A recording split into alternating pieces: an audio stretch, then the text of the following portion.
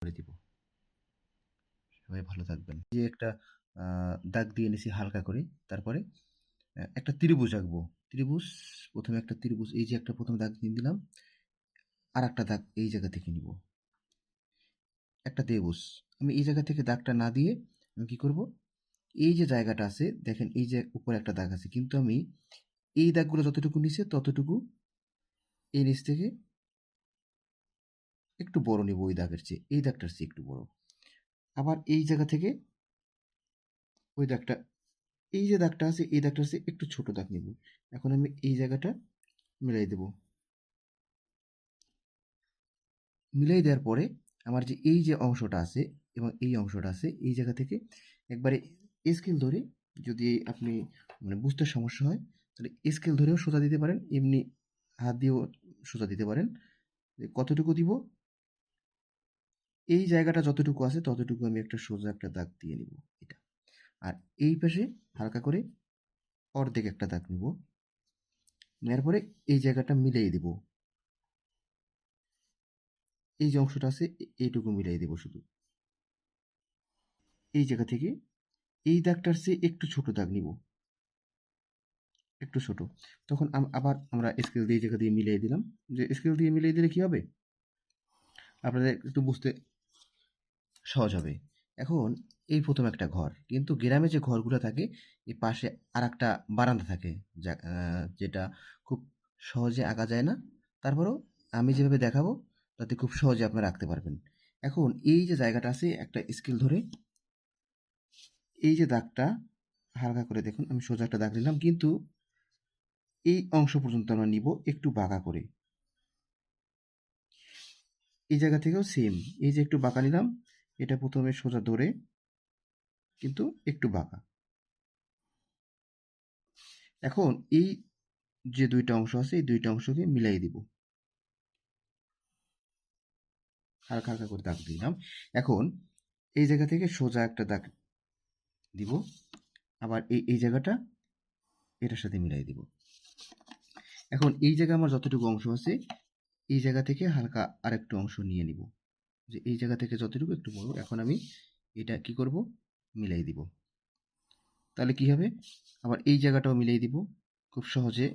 যে একটা ঘরের যে স্ট্রাকচার এখন দাঁড়ায় গেছে। এখন এই নিচে যে অংশ আছে আমি নিচে আর একটু সুন্দর বোঝানোর জন্যে এই পাশ দিয়ে প্রথমে একটু হালকা করে একটা লাইন দিব, তারপরে নিচে একটু বেশি লাইন, মানে নিচে যে একটা জায়গা থাকে সেই জায়গাটা বেশি করে দিব। তাহলে কি হবে, ঘর ড্রয়িংটা খুব সহজে আপনারা ড্রয়িংটা করতে পারবেন। এই জায়গা থেকে একটু মিলিয়ে দিলাম এবং এই জায়গা থেকে সোজাভাবে নিয়ে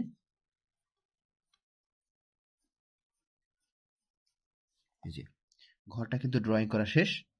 এখন এই ঘরের কিছু কাজ আছে, কাজটা হলো একটু দরজা দিতে হবে, জানলা দিতে হবে। তা আমি সবগুলোই সোজাভাবে দিব।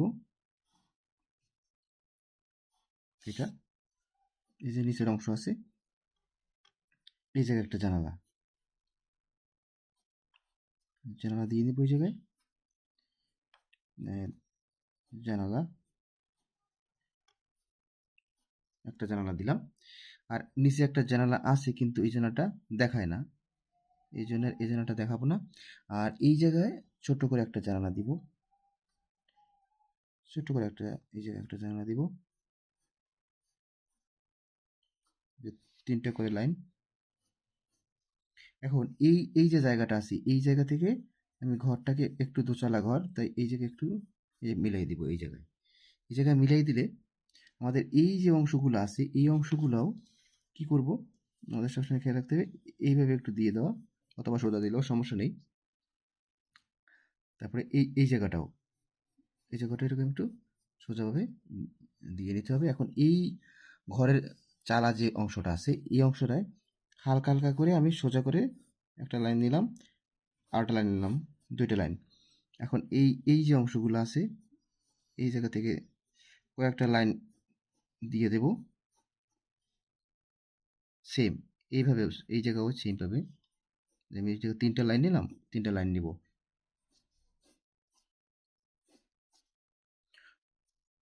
এই জায়গা কিছু অংশটা একটু একটু বুঝিয়ে দেওয়া লাগবে। আমার ঘর ড্রয়িং করা শেষ। এখন কি করব, যে মার্কার পেন্সিল দিয়ে যাতে আরেকটু সুন্দর দেখায়, তার জন্য একটু মার্কার পেন্সিল দিয়ে আমি এটাকে একটু ওভার রাইটিং করে দিব,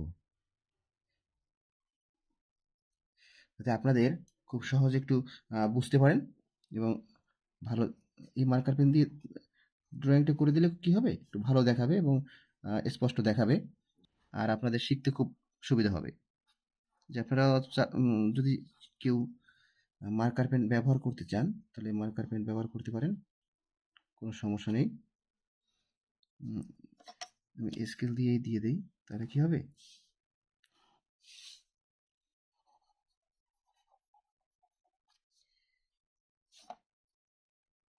এই যে জায়গা থেকে লাইন,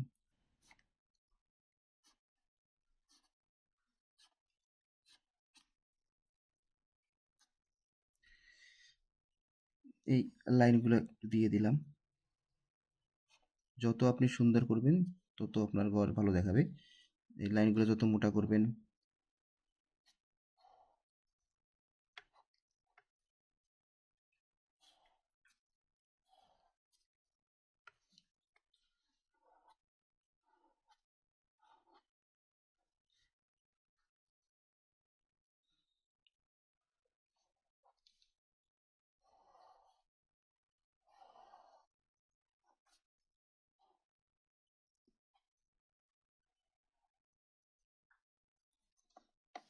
এই যে জায়গাটা আছে, এই জায়গায় দুইটা লাইন,